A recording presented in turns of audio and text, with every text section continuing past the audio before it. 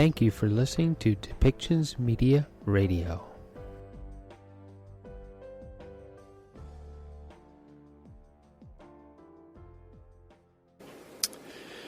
Good afternoon. Start off by acknowledging today that I'm gathered here today on the traditional territory of the Lekwungen-speaking people, the Songhees and Esquimalt Nation. I'm joined today with Premier John Horgan, MLA Brittny Anderson. As well, we have two guests who will be logging in virtually today, Isha Achari and Jared Davis, who will be joining us and sharing some of their experiences. Looking forward to hearing from them. This pandemic has been very difficult for people, for businesses, and communities. Vaccines are coming, but we know that a healthy BC and a healthy economy go hand in hand. Cases are currently high, but we will get through this. We all need to do what we can to bend the curve. One demographic that has been particularly hit hard and challenged is our youth and our young adults. At the height of the pandemic, we saw unemployment rates at around 29%. Now, we're fortunate in March, we were able to see those numbers go significantly down to 12.1% unemployment, but that's still significantly higher than the average population, which is 6.9%. Youth were disproportionately impacted, and Premier John Horgan asked me to work with my colleagues to help address this important challenge. So now I'd like to invite Premier John Horgan.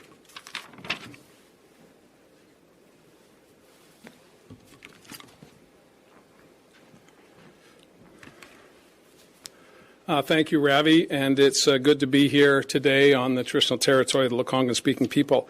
I want to thank MLA Brittny Anderson for being here today, as well as Jared and Isha, who will be telling their stories about a program, an exciting new program that we're going to be announcing today. As Ravi said, young people have been disproportionately affected by COVID-19. Rites of passage like graduations, that first job, going to university with a group of people from your peer group, celebrating and exploring the wonders of young adulthood as we prepare for the challenges ahead. A year of travel, any number of things that I remember as a youth has been taken away because of COVID-19 from young people here in British Columbia. And although we have been focused for the past year and a bit on keeping all British Columbians safe and ensuring that we could keep as many livelihoods going as possible during extremely challenging times, we have seen, as Ravi said, a disproportionate impact on the most vulnerable populations in our society, whether it's the elderly with respect to those in long-term care facilities or young people starting out their lives in the midst of a global pandemic. And although I did say to the graduating class of 2020 at Edward Milne Secondary in my community of Souk, saying you were going to be the only class to graduate during a pandemic is now going to be the second class to graduate during a pandemic. And we're hopeful that the vaccine rollout and the measures that have been put in place to protect people will be successful, and this will be the last summer of COVID-19. But as we keep people safe and keep our economy going, government has to be quick and responsive to the changing needs of people, not just young people, but all British Columbians.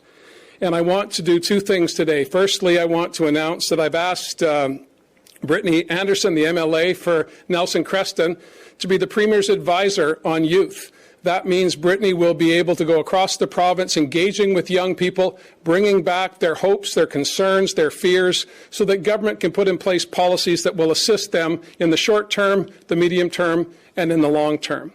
I'm very fortunate as a leader of a government to have 7 members of my caucus who are millennials, the youngest of which is Brittny. But we have young people at our table that are bringing these issues forward day after day, week after week, month after month. And part of that process has led to the programs that Ravi and I are going to be announcing today. Before we get to that, I want to thank Brittny for stepping up. This is an ominous responsibility. To be my advisor on youth issues means that her email and her texts are going to be filled with people that have good ideas, and we want to encourage that. Everybody has a role to play in British Columbia. Everybody has a part in coming out of the pandemic, and I'm very excited to have Brittny taking up this challenge and doing what she can to make sure that we lift up young people right across BC.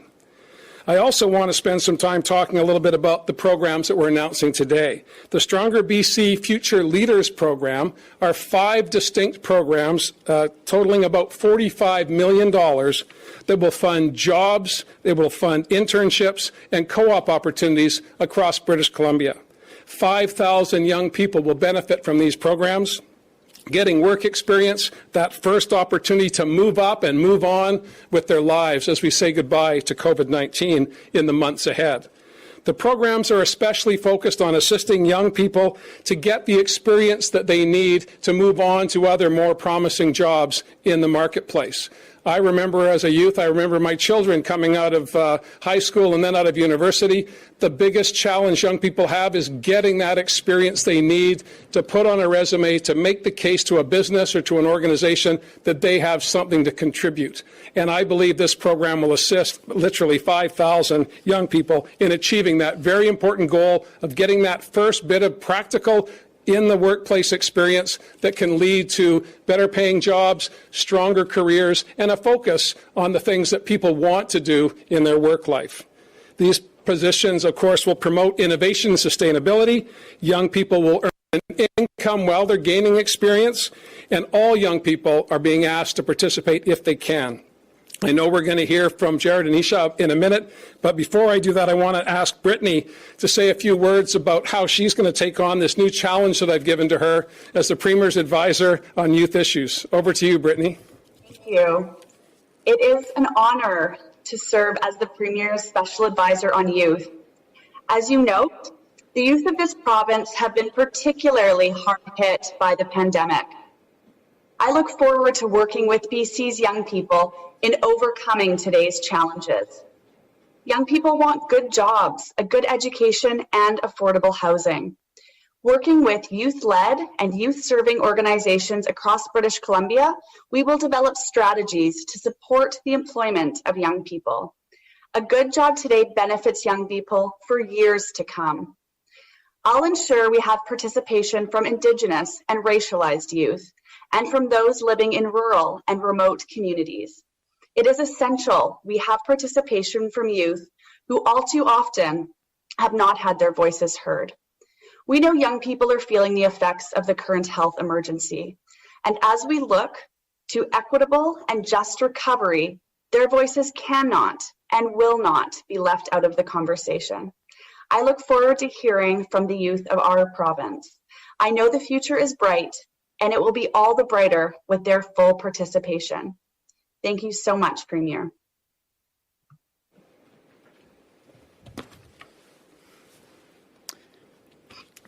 That's great news. Thank you, Premier John Horgan. Of course, thank you, Brittny. I know you're going to do a fantastic job in this role, and you've already been doing an amazing job advocating for your community, but as well for young people.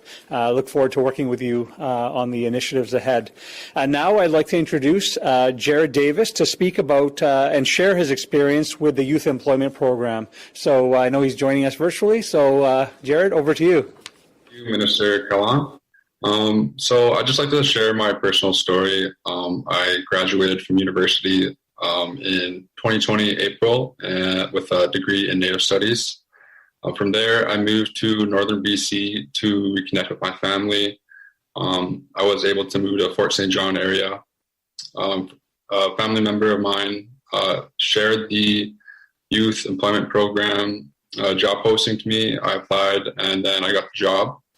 And the benefits of the program helped me immensely. I was able to get familiar with the land, the wildlife, also with, it got me familiar with what wildlife conservation means. It also has allowed me to reconnect with my heritage in a way that I couldn't really imagine before. So I really appreciate that. It's allowed me to strengthen the ties with Indigenous people, Indigenous nations, with the Conservation Officer Service, and overall has allowed me to develop personal and professional skills. And I am looking forward to the opportunities that this will open up for me in the future. And yeah, basically, I'm very excited. Thank you. Thank you so much, Jared, and I really appreciate your words, and it's very inspiring. So I know the future is bright for you. So thank you for your comments.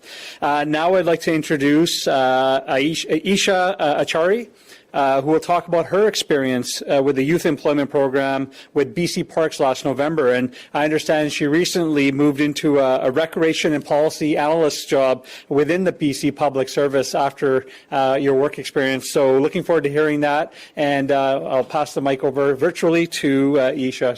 Thank you. Hi, everyone. I'm really excited to share my experience as an intern with the BC Public Service through the Youth Employment Program, which is similar to the program being announced today. When I joined the BC Parks YEP program, I had recently graduated with my master's specializing in energy and natural resources law, and I was interested in gaining policy experience in the natural resource sector. I was placed in recreation services where I assisted my supervisor on a variety of exciting permit policy and guideline research, which allowed me to apply practical and analytical skills from my degree. My supervisor has been extremely supportive of my career development from the first day of the internship, and I've worked with her to identify goals, build skills that align with those goals, undertake relevant professional development courses, and take on interesting and challenging projects. I was so impressed with how well the YEP program was run, especially considering the unique challenges of operating an internship program virtually this year. The staff involved went above and beyond in integrating us into the BC Parks environment, introducing us to staff in different program areas, incorporating us into the workplace culture, and supporting us in identifying and working toward longer-term career goals. Because of the subject matter knowledge I gained during my internship, I was lucky enough to step into a temporary permit policy analyst position, which has given me the opportunity to continue learning and growing in a very encouraging environment surrounded by inspiring people. I'm so grateful to be a participant and for the mentorship I've received. I know this will be a valuable foundation for the next chapter. I can absolutely vouch for youth employment opportunities in the BC Public Service, and I strongly encourage people to take a look at the new program being announced today. Thank you so much.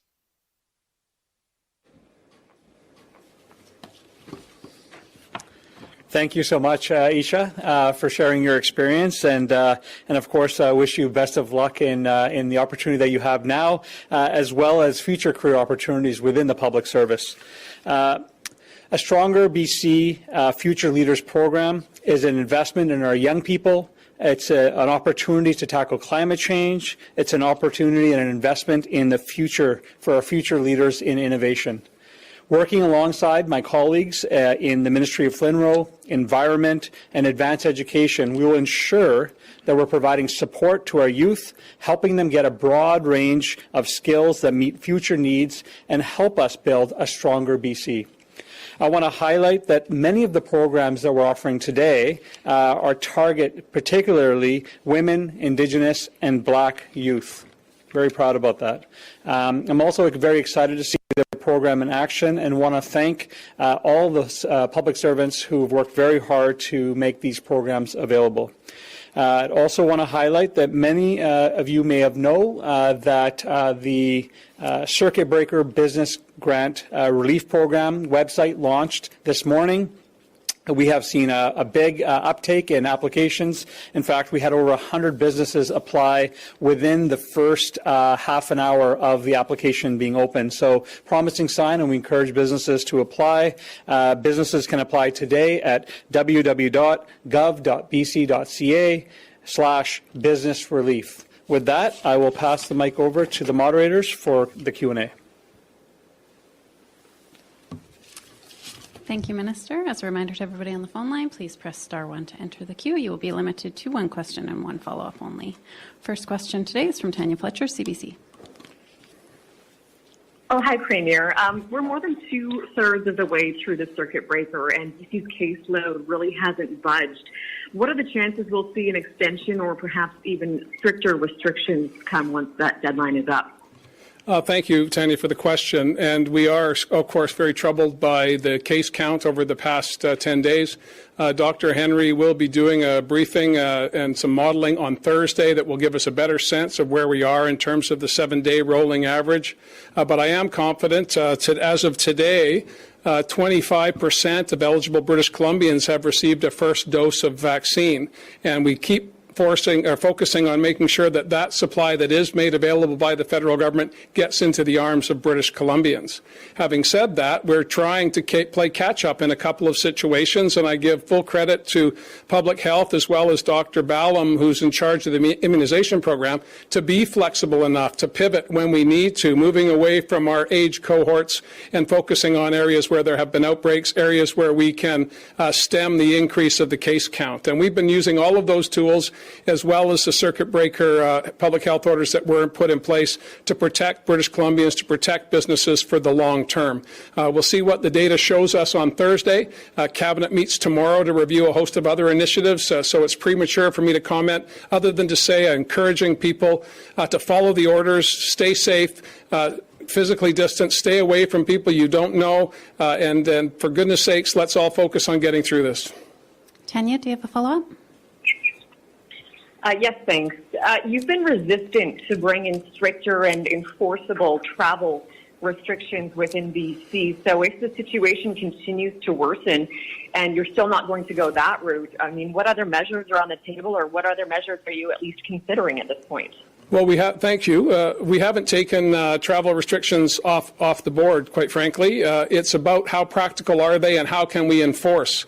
You will know that already here in British Columbia and indeed across the country, but here in BC, 106 travelers have tried to circumvent the federal quarantine rules that are governed by our border services agencies that have dedicated locations to engage with people when they're coming into Canada. And despite that, you've had 106 people who've tried in BC that have tried to circumvent that. So there are logistical challenges which we've talked about over the past number of months. But I did have a phone call, a bilateral discussion with Premier Kenney yesterday on a range of issues. Among those were the concerns we both share mutually about people that come back and forth between Alberta and British Columbia, whether it be on essential travel or non-essential travel, and the consequences that's having on case counts in our respective jurisdictions. So we have not taken anything off the table, but practicality is first and foremost in our mind. What can we usefully do to protect people is always there. And we, as I say, Cabinet meets tomorrow. All of these issues will be on the table. Next question is from Richard Zisman, Global News. Premier, with the WorkSafe policy now in place that could close down businesses, what support is your government going to put in place for those workers who can't go to work? They don't qualify for the federal sick day program. You promised a provincial sick day program that would fill in gaps. We still don't have that. So what are you going to do to help these workers that don't qualify if they're forced to remain home? Also, overall, those workers that are forced to remain home because they are worried that they may have COVID or have shown symptoms that haven't specifically been asked to isolate, so therefore, again, don't qualify.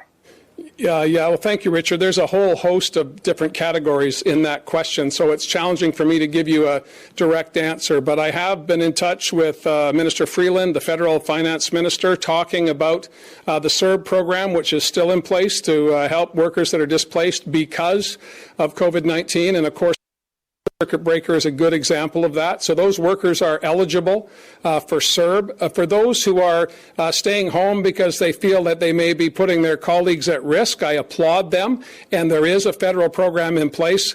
We will have budgets on the 19th and 20th, one federal, one provincial, where we hope to see new programs to make sure that we're meeting that challenge. But it's important that we continue to raise these issues. Workers, businesses, public servants, and of course, elected representatives with other orders of government to make sure that we clearly understand how important it is to give people the protections that they can make the right public health choices without compromising their economic viability with their families and in their community. So, critically important issue. I believe there are appropriate programs in place, and as we look at the last number of months of COVID-19, I'm confident that we're on the right track. But if we need to amend, we have two budgets ahead of us, and then the rollout of those documents into May.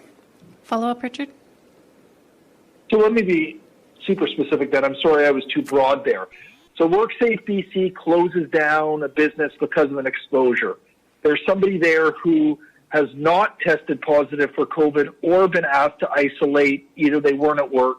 What support does someone like that receive considering they don't qualify for any programs that exist?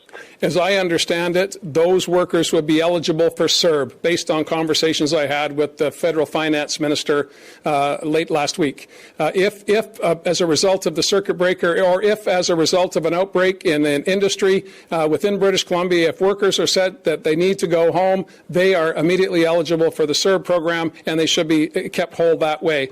I was trying to respond to the specific paid sick leave issue, which continues to be one that's in flux. The federal government took the leadership on that. They haven't delivered the program that many in the workplace had envisioned. And again, I raised those issues with the federal finance minister, and they're going to continue to make sure that they refine those programs so that people can feel safe economically and with respect to their personal health.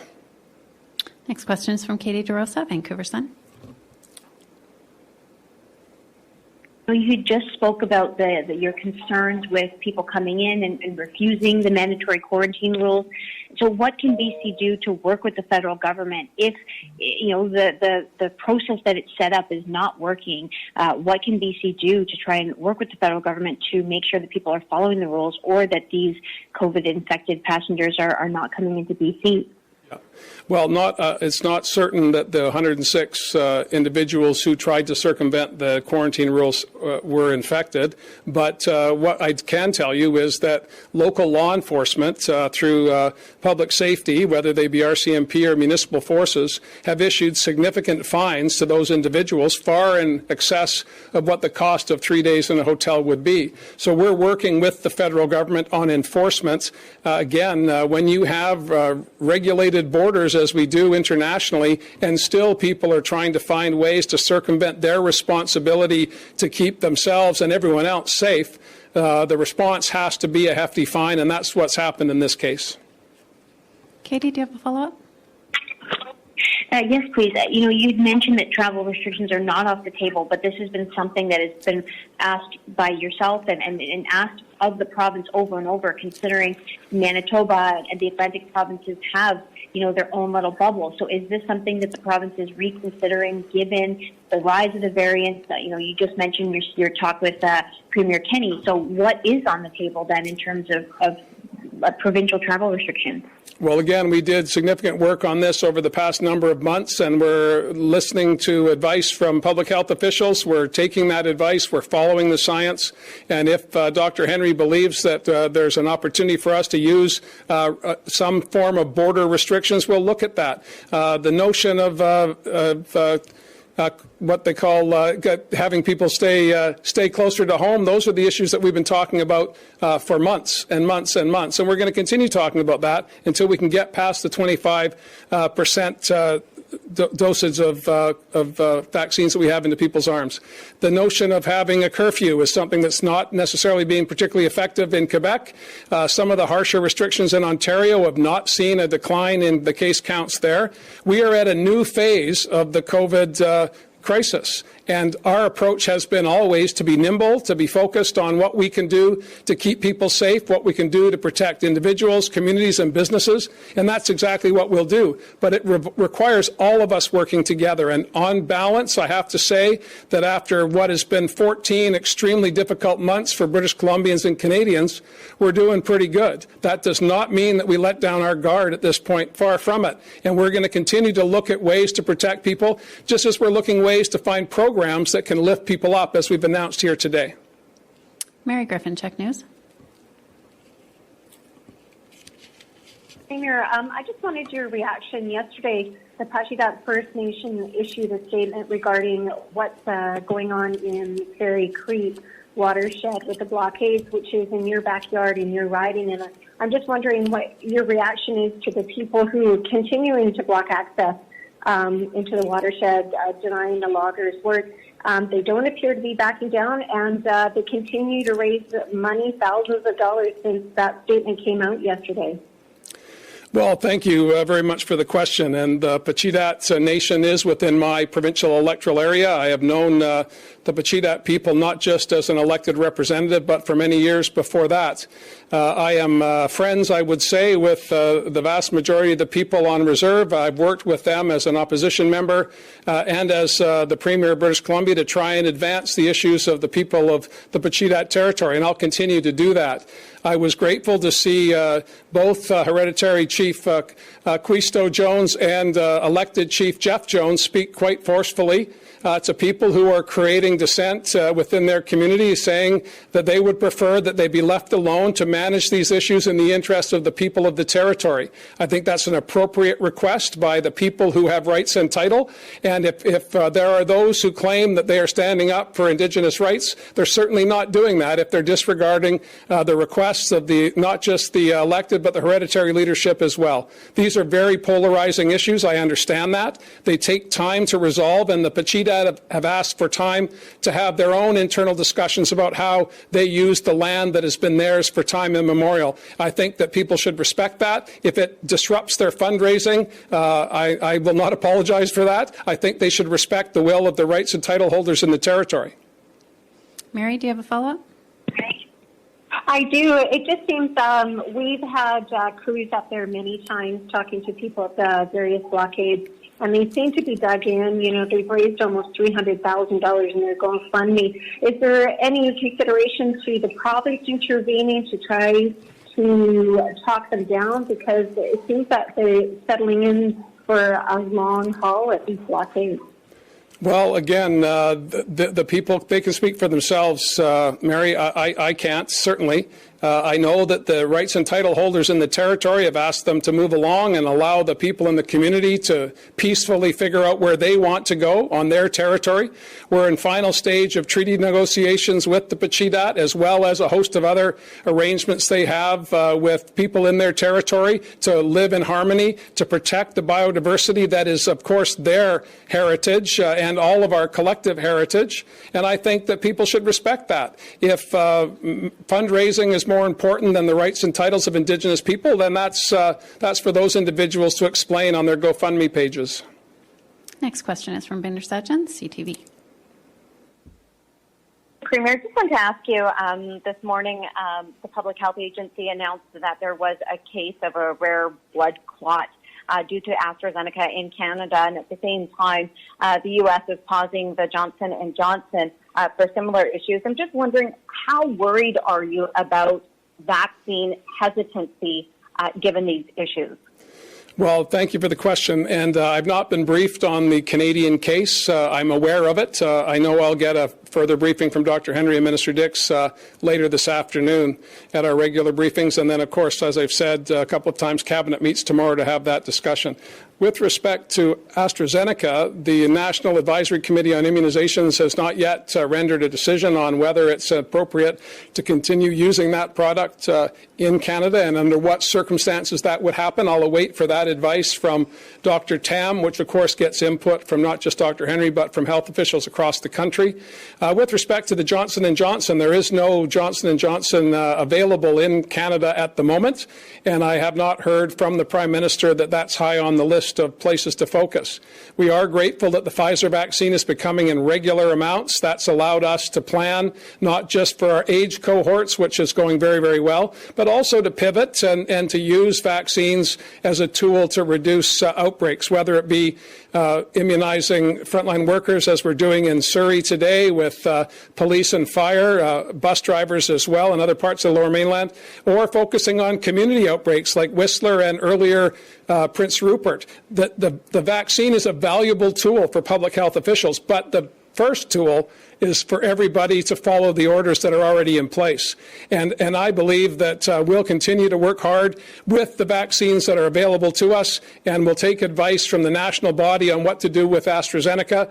The hesitancy question, quite frankly, hasn't appeared. As we've received AstraZeneca, it's disappeared into the arms of British Columbians, and I suspect that will continue. The advice that I've been given today, which may change, but the advice I've been given today is that you should take the first vaccine that's offered to you because it's in the interest of not just yourself, but your neighbors, your family, and your community. Next question is from Lisa Houston, News 1130. Well, hello. Sorry, Binder. Go ahead. Go ahead. Sorry. Sorry, Binder. Go ahead. It's my fault. Premier, speaking of Dr. Tam, she actually got a vaccine dose today. And I'm wondering, not to out you on your age or anything, but I believe you are eligible for the AstraZeneca in pharmacies. Have you received your shot yet? If not, why not? Would you consider doing that in front of people to show them that you have confidence in AstraZeneca, and do you think it would be worthwhile to have other high-profile British Columbians also join it? Well, thank you for that. I have not yet been vaccinated. I did take advantage of the online tool, and my spouse and I registered for our age cohort, which has not yet been called. I'll say, has not yet been called, I'll repeat. And it took 2 minutes to do the two of us. So I had been staying in that stream, but I have been discussing with my colleagues whether or not it would be a good idea for me to get an AstraZeneca vaccine. I know my colleague in Ontario, Premier Ford, has done that. I would have no hesitation whatsoever. I was more inclined to wait my turn, but if there was a value in me getting the shot based on advice from Dr. Henry, advice from the National Committee, I would do that in a minute. Next question is from Lisa Houston, News 1130. Hi, Premier, and it may seem like a repeated question, but just people were getting a lot of questions, I'm sure you are too, about confusion about what's okay and what's not. We're told that we can gather in groups of 10, but then Dr. Henry said yesterday, try not to do that. So I'm wondering, is enough enforcement being done? Is the province doing everything possible that can be done to encourage people, to tell people to stay home? Are we being specific enough? Is the message getting everywhere it needs to go for those who aren't on these calls every day, who aren't listening to all this information firsthand? Yeah. Well, thank you, Lisa, for that question. And it's a difficult one to answer because we have been talking, me to you and Dr. Henry and Minister Dix and other of my colleagues and indeed leaders from across the country have been talking about how people should act for over a year. And I understand completely how frustrating that is for folks who have done their part and they've stayed home and they've not seen their kids. They've not visited their grandparents. They've not traveled to funerals to bury their loved ones. They've done all of the things that have been asked of them. And despite that, they see examples of people who are just completely disregarding all of the work that they have done. And it's not about disregarding the government for most people. It's about, hey, man, I'm doing my part. Why aren't you?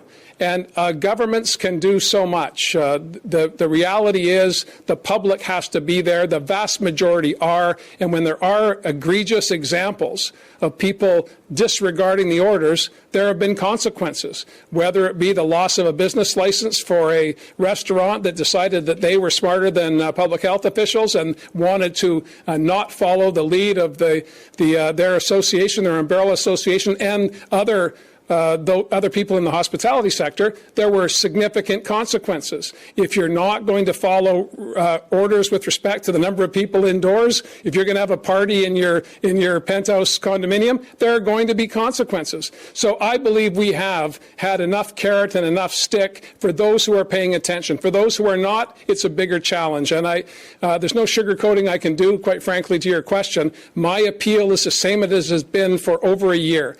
Please, British Columbians, in the interest of not just yourselves, but all of those around you, follow the rules. Dr. Henry will have more to say on Thursday as we look at more data.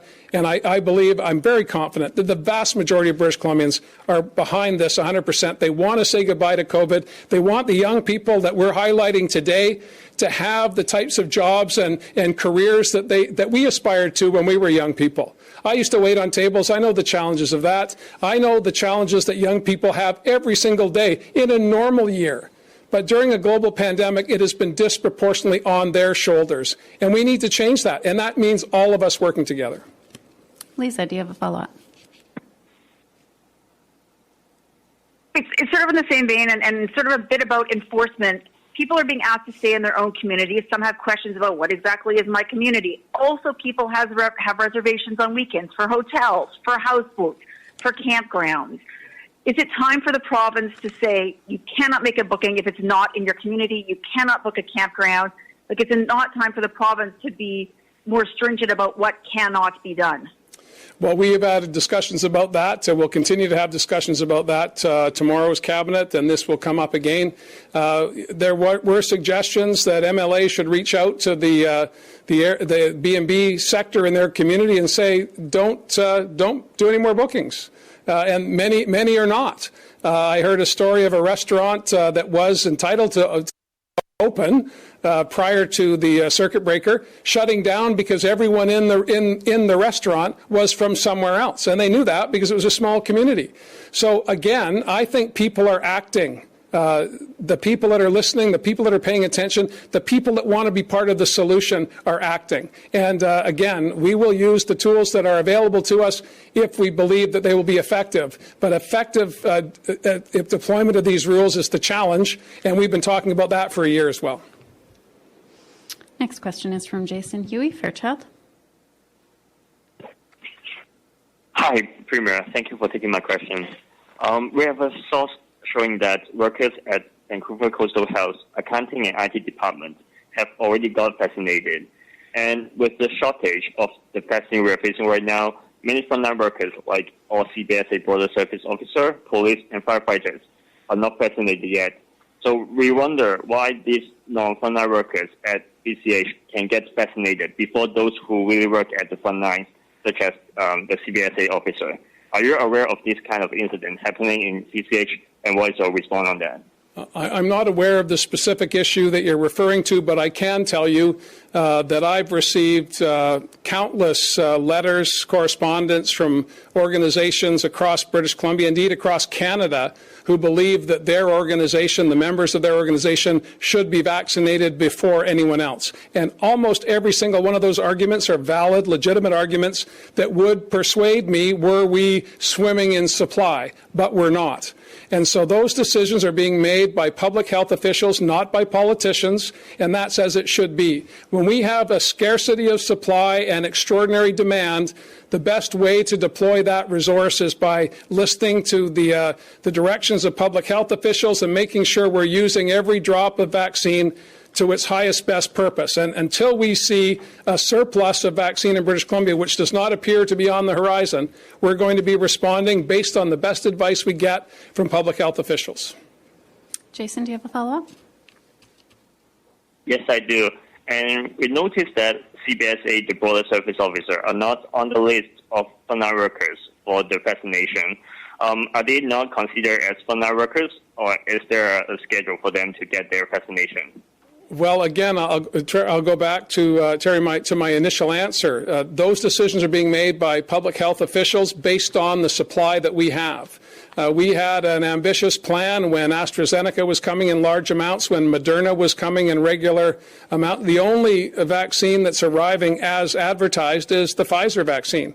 It's more volatile to deal with. It needs colder temperatures for storage. So it's the more challenging of all of them, but it's been the most consistent.